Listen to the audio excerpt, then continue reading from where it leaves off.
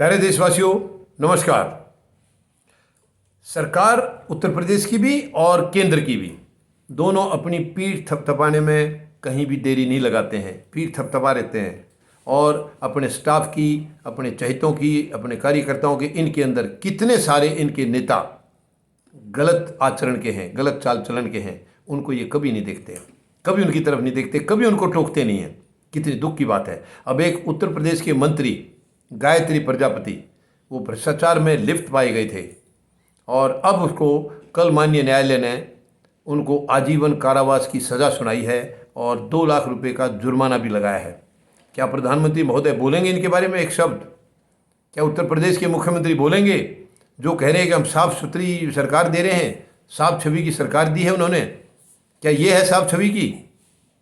यही करने आए थे आप लोग या आपके मंत्री? शर्म आनी चाहिए ऐसी सरकार को। क्या दे रहे हैं आप देश को?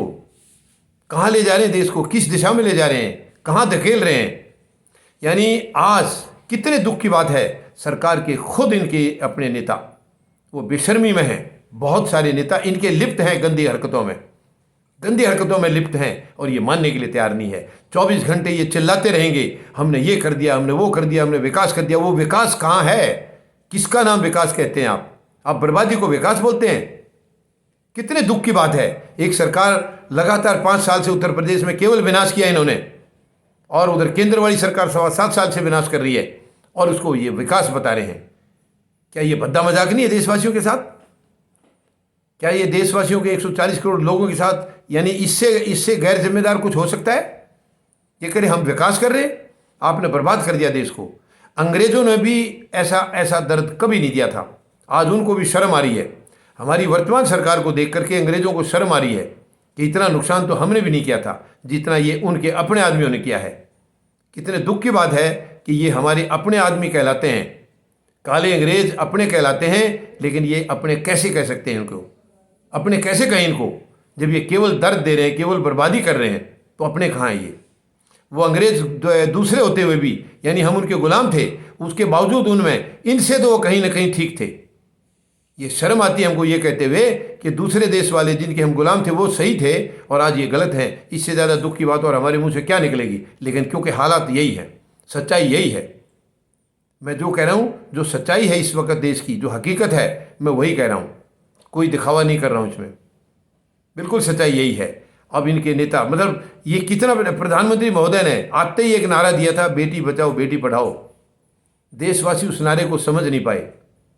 देशवासियों ने सोचा कितने अच्छी मानसिकता के प्रधानमंत्री हैं कि बेटियों के लिए इनको कितनी चिंता है, उनको बचाने की बात कर रहे हैं। लेकिन इनका इशारा कुछ और था। इनका इशारा बेटी बचाने के लिए अपने नेताओं से कहा था इन्होंने कि हमारे नेता निकम्मे हैं, गैर जिम्मेदार हैं, अच्छे चरित्र के नहीं हैं, उनसे बेटियों को बचाओ, ये कहा था इन्होंने। देश समझ नहीं पाया और 7.25 साल में प्रधानमंत्री महोदय के मुंह से कभी नहीं सुना एक शब्द भी। भाषण इतने लंबे लंबे देते हैं, ये कभी बंद ही नहीं होते, बोलने से बंद नहीं होते हैं, कभी बंद नहीं होते हैं। लगातार ये अकेले ही काफ़ी हैं, भाषणों में अकेले ही काफ़ी हैं, लेकिन जो अच्छी बात आएगी, काम की बात आएगी, उसके लिए कभी नहीं बोलते। ये बेरोजगारी के बारे में एक शब्द नहीं बोलेंगे। बहन बेटियों के साथ जो सुरक्षा के इनकी जो इन्होंने वायदा किया था, उसकी पूरी खिलवाड़ हो रही है, एक शब्द नहीं बोलेंगे, एक शब्द नहीं बोलेंगे। महंगाई के बारे में एक शब्द नहीं बोलेंगे, कभी मीडिया के सामने नहीं जाएंगे। कितने गैर जिम्मेदार प्रधानमंत्री हैं। हमने ऐसा प्रधानमंत्री पहले कभी नहीं देखा 74 साल में। ठीक है, मैं ये नहीं कह रहा हूँ कि साफ सुथरी छवि थी उनकी, भ्रष्टाचार उनके दौरान में भी हुआ है, लेकिन इतना घटियापन कभी नहीं देखा हमने जो घटियापन आज देख रहे हैं। तानाशाही, चारों तरफ तानाशाही, झूठ का बोलबाला, जुमलेबाजी चारों तरफ, और फिर भी सीना तान करके वोट मांगने आ जाते हैं। कितनी शर्म की बात है। इनके जिस तरीके से इन्होंने डील किया है देश के साथ, जो इन्होंने घातक के जो दर्द दिए हैं, इसके बाद कैसे मुंह रह जाता है आदमी का, कैसे आंख मिला लेते हैं ये वोट मांगने के लिए। मुझे तो दुख हो रहा है इस बात का। कितना कैसा चेहरा है, कितनी हिम्मत है इनके अंदर कि सब कुछ गलत करके फिर वोट मांग रहे हैं और उस गलत को सही बता रहे हैं कि हमने सही किया है। कैसी मानसिकता है ये? मानसिकता और किसी में मुझे नहीं लगता है कोई आदमी इतनी हिम्मत कर पाएगा। गलत करने के बाद इतनी हिम्मत करके, इतनी बहादुरी के साथ वोट मांगना, इनकी आंखों में कोई शर्म नाम की चीज़ नहीं है, कोई शर्म नाम की चीज़ नहीं है।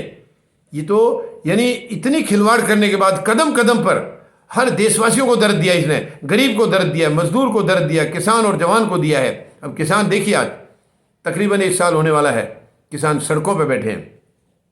ये तोहफा कह के लाए थे इन्होंने। जब 2014 के चुनाव थे, बड़े लंबे लंबे वादे किए थे, किसानों की दुगनी आय करेंगे, और 2022 तक दुगनी आय करने का वायदा किया था। 22 तो आ गया, अभी हम 22 की दहलीज पर खड़े हैं, और आज किसान कहाँ खड़े हैं बताएंगे प्रधानमंत्री महोदय? क्या आपको याद है अपना वायदा? दुख की बात यह है कि ये उस टाइम जो जितने लंबे लंबे भाषण करते थे, आज उन भाषणों को कभी ये निकाल के भी नहीं देखते हैं, क्योंकि सारा उल्टा है। जो जो कहा उसका उल्टा कर रहे हैं। इन्होंने रोजगार देने की बात कही, आज रोजगार छीन रहे हैं। इन्होंने महंगाई को रोकने की बात कही, आज महंगाई को पता नहीं कहां पहुंचा दिया है। और इन्होंने कहा था कि हमारे सुरक्षा बलों के साथ जो अत्याचार हो रहा है, हम एक के बदले 10 सर लाएंगे। आज हमारे कितने जवान शहीद हो रहे हैं, कितने हमारे सुरक्षा बलों के जवान शहीद हो रहे हैं, ये पूरा देश जानता है। तो इन्होंने जो भी बोला है वो एक जुमला था, वो झूठ था। कुछ भी इन्होंने देश को दर्द के सिवाय दिया नहीं है, दर्द के सिवाय दिया नहीं है। अब दर्द लेने का समय इनका है, दर्द लेने का टाइम इनका आ गया अभी। अब जो टर्न है, अब जो दर्द लेने का जो टर्न है, जो अब बारी आई है जो दर्द लेने की, वो प्रधानमंत्री महोदय की बारी आई है। अब देश वाले आपको दर्द देंगे, तब आप देखना कि कैसा महसूस होगा आपको, और तब आपको अंदाज़ा लगेगा आपने कितना तड़फाया है देश को, कितना सताया है, कितना सताया है गरीब और मजदूर को आपने। जो आप इनकी हाय आपको लगेगी प्रधानमंत्री महोदय।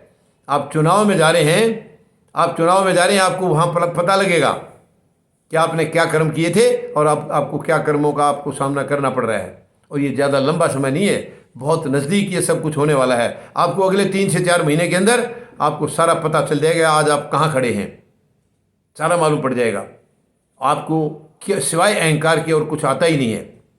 आपने देश को बर्बादी का ठेका लेकर रखा है, आरएसएस के एजेंडे को आपने लागू कर रखा है, लेकिन ये एजेंडा अब आपको महंगा पड़ेगा, ये एजेंडा आपको बहुत महंगा पड़ेगा प्रधानमंत्री महोदय। आप खुद ही देख लेना, अब कुछ ही है, कुछ ही महीने बाकी हैं, इसके अंदर आपको सारी औकात का पता चल जाएगा। धन्यवाद। जय जवान, जय किसान, जय हिंद।